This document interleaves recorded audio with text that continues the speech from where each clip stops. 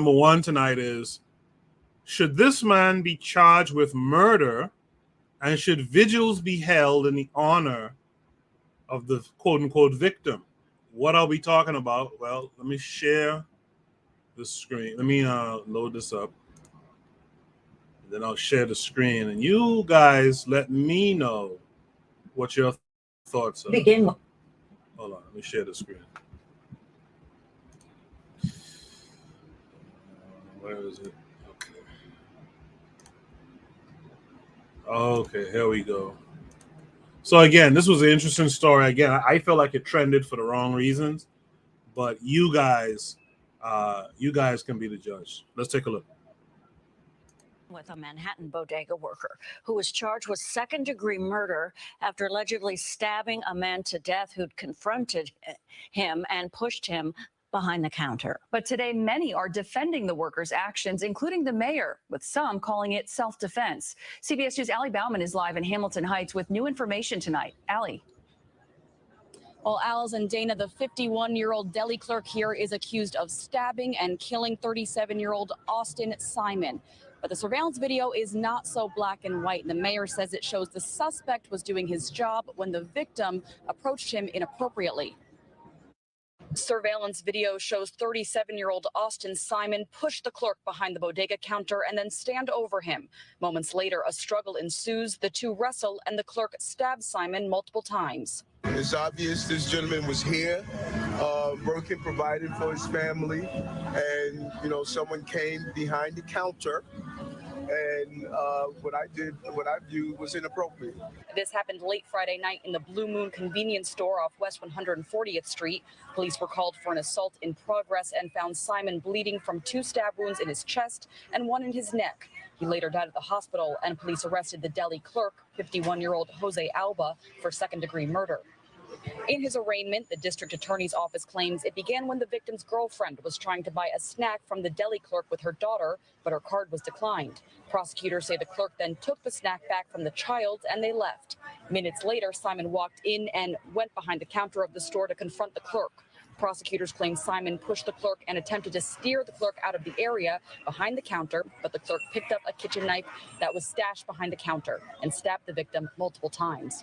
City Councilman Robert Holden tweeted his support for the suspect, writing, "Career criminals are let right out of jail without bail, while a store clerk who apparently acted in self-defense is on Rikers Island." What I saw on the video was a New Yorker that was doing his job, and that disruption of the job happened because someone was aggressive. And we've just learned that the district attorney's office and defense counsel together requested that the suspect's bail be reduced from $250,000 to $50,000, which the judge granted. And prosecutors say Alba will be released after posting partial bond and surrendering his passport. He's due back in court later this month. We're live in Hamilton Heights. Allie Bauman, CBS 2 News. Thanks, Allie.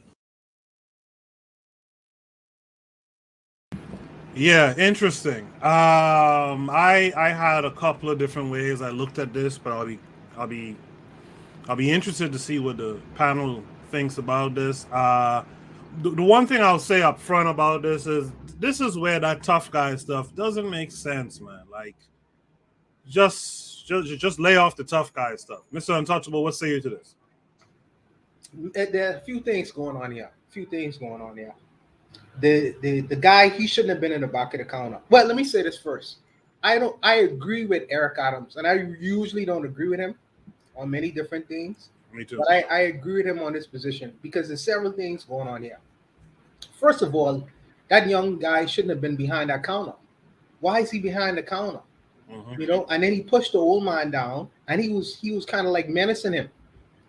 So sort of I felt like my man acted to a degree, he acted in self-defense. Now, I mean, I'm sorry to interject there, but I felt similarly. But then when I looked at it again, I was like, his life wasn't threatened at that time. Yeah, but he was menacing him. He was standing over him to try to intimidate him. Now, how lawyers work their magic. They could make something what is just possibly trying to an act of intimidation and an act of threat, or harm to yourself. and we really don't know what was capable of happening. And a man could honestly say that he was probably in fear for his life. I mean, the problem I have with this video is that Eric Adams, on looking at the video, he made a judgment call. Yes. And this is the same mayor when he saw the death of young men in New York. I think Eric Garner with by Pantaleo, and another guy I think was murdered in New York City.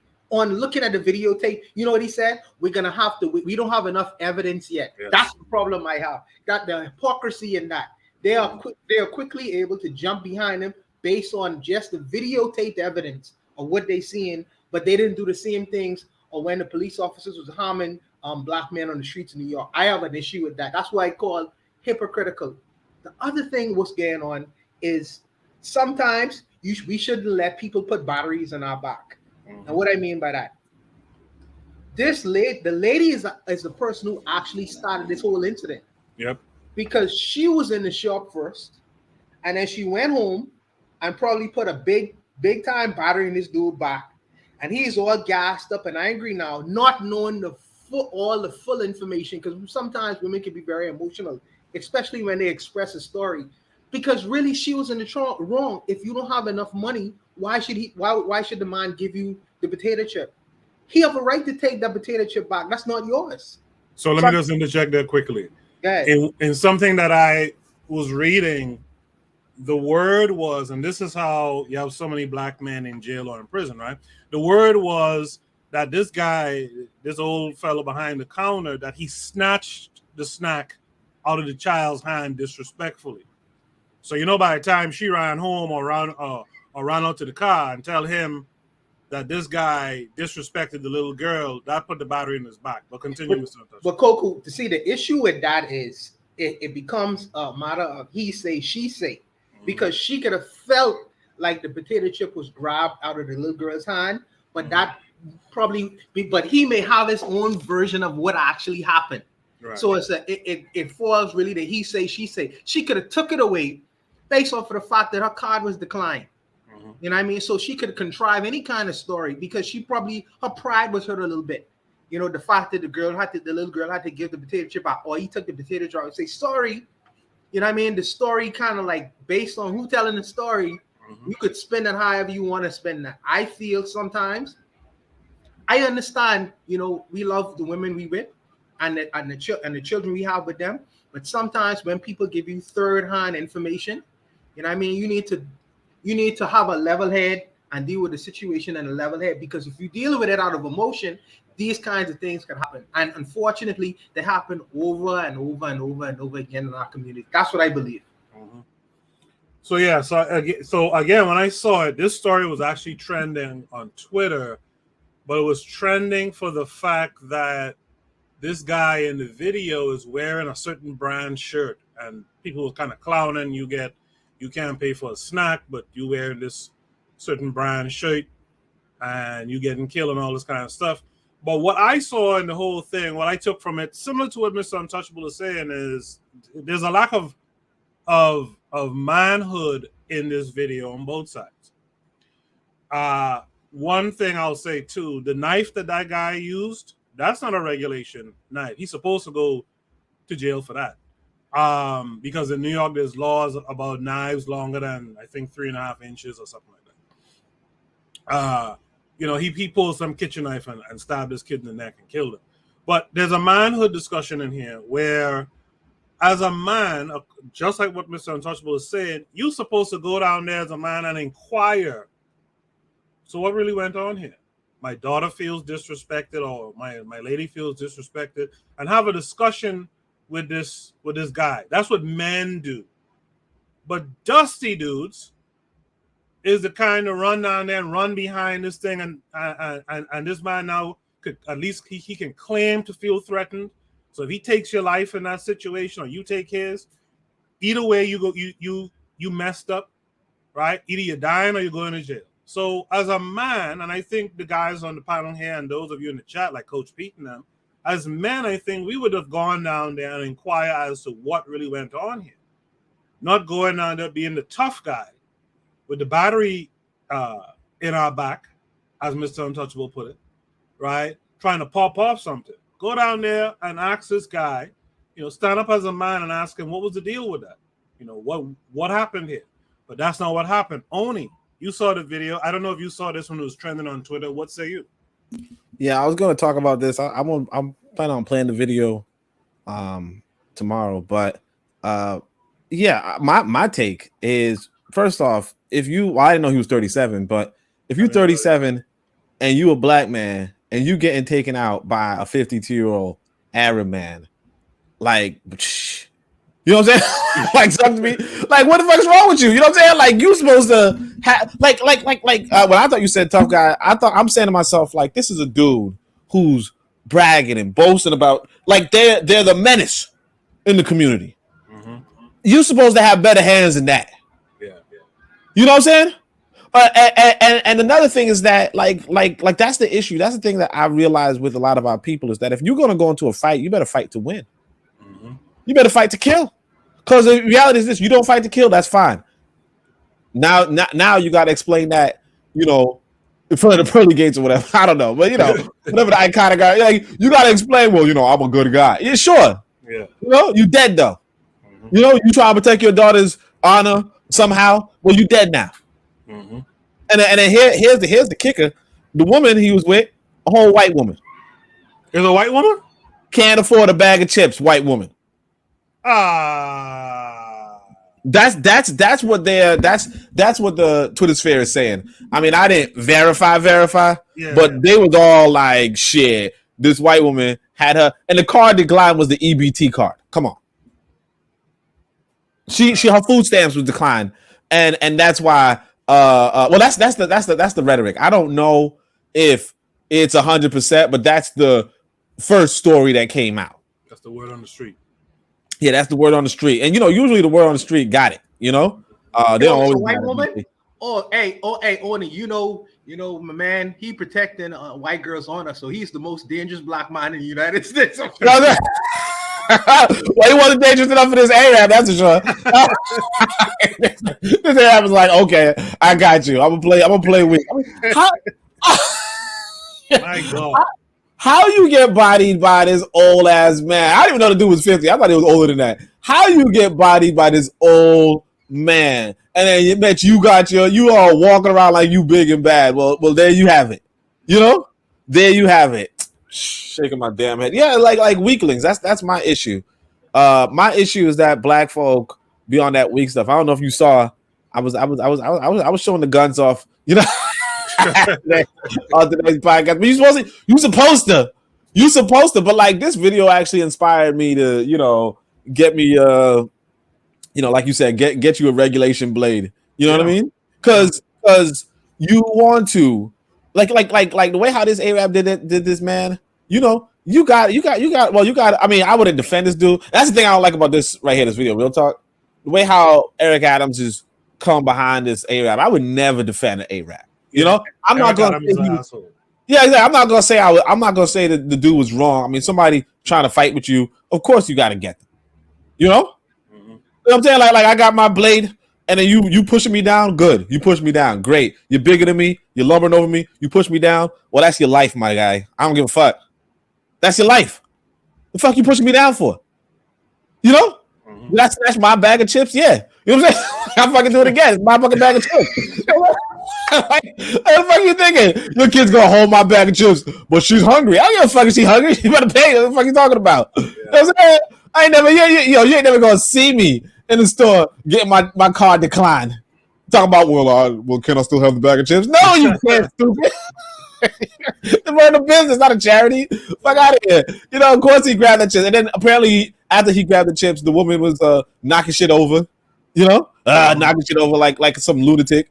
And so then she goes against this dude, and this dude, the old dumbass, gonna go get himself killed over a white woman. And a bag of chips. It's not over a bag of chips, over a bag of that. Like, see, I'm telling you, man, my woman, see, that's what I'm saying. That's why I only date women, date black women. But my woman come to me talking about, oh, he snatched a bag of chips. That's why I knocked them shit over. I'm like, what the fuck is wrong with you? Let's get the fuck out of here. You knocking shit over. Or, you snatch the chips and blah, blah. You better go in there and handle it. Handle what? You ain't have no damn money. He's running the fucking business. Yeah. Yeah, that's what Mr. Untouchable was kind of hinting at. That battery in the back thing. That's a dangerous thing, man. No, but like for real though, somebody grabs something from my son that wasn't my son's. Like I'm not even mad. What the fuck my son have it for? Like I don't even understand. Like why do you give the boy a bag of chips anyway? Or the girl? Why do you give your daughter a bag of chips anyway? What is she holding the bag of chips for? And even think about the funeral. I mean, everyone thinking at the funeral, this dude died over a bag of potato chips, man. That's crazy, man. That's crazy. That's crazy. Bag of chips and a white woman allegedly. Let's welcome in D-Web, man. D-Web, good to see you. How are you this week? Oh, I'm good, brother. Can y'all hear me? Yes, sir. We can hear you. All right, I appreciate that. Yeah, I don't think it was Arab though. I think it was a Poppy, yo. It was one of them Spanish cats, wasn't it? I don't think it was Arab. Based on the name, when I read it earlier this week, I think it was a Spanish name. Yeah, it was an Alba or something like that. Right. But yeah, this kind of actually case kind of reminded me of something I think you spoke about. You know, at least from the posturing of the you know. Learn, you know, how to where you at type of you know, the case you spoke about, I think in Atlanta when the guy fought the cops and shot the taser back at him when it's like, yo, bro. Rashad Brooks. It was just a low class felony, a misdemeanor, bro. Just, you know, and the same thing kind of with this is like, you know, at a certain point, it's like, man, bro, just chill out, quarter bag of chips, you know. The manhood thing, you know, we gotta be careful about that, you know, getting the battery pack put into your back. I think he was totally on with that, you know, and it reminds me actually of an incident I said earlier. You know, I took my youngest to the little arcade around here, and two little black boys, you know, about 8, 9, 10, you know, around that age range, slap boxing in the middle of this arcade over something stupid, you know, and there's a bunch of little kids running around, and their parents are sitting there. And it's like, bro, I had to check them to the point where it was like, you about to knock my little kid. Like, yo, y'all chill out. What are y'all doing? Why am I checking your kids? You know, It's like we're not teaching from jump, you know, like it's a time and a place to handle business. And if you're going to handle business, handle it all the way, like Oni was saying. I'm talking right now, baby. You see, I'm on the mic. And so, you know what I mean? But it's kind of fits in that vein, yo. We need to teach these black boys. We need to teach our, you know, they're going to be men one day, yo. And we need to teach them like there's a time and a place to exert, you know, dominance to handle business in this time and the place. And you're lucky. Matter of fact, when you say he was Arab, I'm like, nah, it wasn't Arab because he got behind that counter. There been 3 of them coming from the back, blasting them out the front door. Like they don't play, yo. We learned that in Chicago a long time ago as kids. Like it is 5 or 6 of them sitting in the back, ready with shotguns. You know, so you know, it's just a sad incident overall. You feel me? Like stupid, just pointless. That's all I got though. Thank you for that, D-Web. Yeah, one time in New York, I remember when you used to have to call cabs and stuff like that. Let's say an Arab showed up. I remember one time in particular, me and 3 friends of mine, we're all big guys, 6'4" and stuff like that. And these Arabs came and picked us up. This was about 20 years ago. These Arabs came and picked us up. And one of the dudes straight up was in the passenger seat with a shotgun, you know, between his legs. You know what I mean? Just ready for some shit. It was late at night. We was coming from Queens going to Brooklyn. Yeah, they tend to be the Arabs tend to be, you know, armed up oftentimes. Brother Bakari says, what's up, Koku, Oni, Mr. Untouchable, and the chat. What's up, Brother Bakari? Good to see you. I was hanging out with Bakari them last night in the chat with the forecast. That was an interesting live stream last time. Mr. Untouchable was there too, actually, and Tanzan and whatnot. Coach Pete says, blessed family. Jay says he's driving, someone home, coming on soon. I appreciate that, Jay. Keter is here saying greetings. KW Dawn 7 is here saying a BB for Hootie. And the Learning Curve, our sister, the matron, is here in the chat saying greetings, fam. So I want to thank all you who are here with us tonight. Yeah, I think that's it's unfortunate, but sometimes you need to call the weak, and that includes the weak-minded, man. Like this guy dealt with totally wrong, but I do want to say Eric Adams is a hoe too for how he responded to it as well. Does anyone on the panel have any last words here on this topic? If not, let's go to shoot the